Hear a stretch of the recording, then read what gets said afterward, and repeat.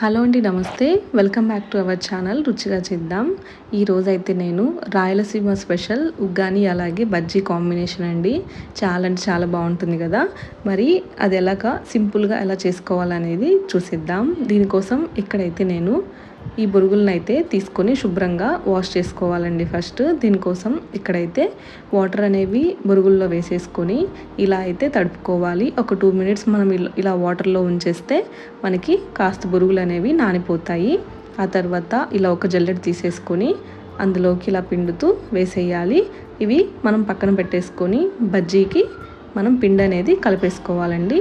దీనికోసం ఇక్కడైతే నేను 1 కప్పు శనగపిండి, 2-3 స్పూన్ల బియ్యం పిండి, ఒక 2 స్పూన్స్ వాము వేసుకోవాలి. చిటికెడు పసుపు, అలాగే 1 స్పూన్ సాల్ట్, 1 స్పూన్ కారం, చిటికెడు బేకింగ్ సోడా వేసేసుకొని మొత్తాన్ని ఒకసారి కలిపేసుకోవాలి. మంచి క్రిస్పీనెస్ కోసం ఇక్కడైతే వేడి నూనెను వేసుకోవాలండి బజ్జీలలో. ఇలా అయితే నేను ఒక 2 స్పూన్స్ వేడి నూనెను వేసుకొని పిండి మొత్తానికి బాగా కలిసేలాగా కలిపేసుకోవాలి. ఇలా పిండి అంతా కలిసిపోయిన తర్వాత మనం కొంచెం వాటర్ అనేవి యాడ్ చేసుకుంటూ మనం బజ్జీ పిండిని అయితే కలిపేసుకోవాలి. కన్సిస్టెన్సీ ఈ విధంగా ఉండేలాగా చెక్ చేసుకోవాలండి. మనము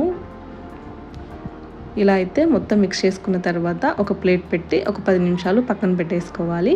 ఈలోపు మనకు తాలింపులోకి వేసేసుకుందామండి. ఇలా మొత్తం తాలింపు గింజలన్నీ వేసుకున్న తర్వాత అందులోనే కరివేపాకు వేసేసి పొడవుగా కట్ చేసుకున్న ఆనియన్స్ని కూడా వేసుకోవాలండి. 4-5 పచ్చిమిరపకాయలని ముక్కలుగా కట్ చేసుకుని ఈ విధంగా అయితే వేసుకోవాలి. వీటన్నిటిని బాగా మగ్గేలాగా సాల్ట్ అయితే వేసేసుకొని మగ్గించుకోవాలి. ఇలా మొత్తం ఆనియన్స్ మనకు కలర్ చేంజ్ అయ్యాక ఒక పెద్ద టొమాటోని అయితే సన్నగా కట్ చేసుకొని అందులోనే వేసుకోవాలండి. ఇలా ఆనియన్ అలాగే టొమాటో మొత్తం ఈ విధంగా బాగా మగ్గిపోవాలి. ఇది కాస్త మగ్గిన తర్వాత మనం ఇక్కడైతే పసుపు అలాగే టేస్ట్కి సరిపడా సాల్ట్ అనేది వేసేసుకోవాలి. ఇవన్నీ బాగా మగ్గిపోయిన తర్వాత మనం ముందుగా రెడీ చేసుకున్న బొరుగులు ఉన్నాయి కదా, వీటిని అందులో వేసేసుకొని మసాలా అంతా మనకు బాగా పట్టేలాగా కలిపేసుకోవాలి.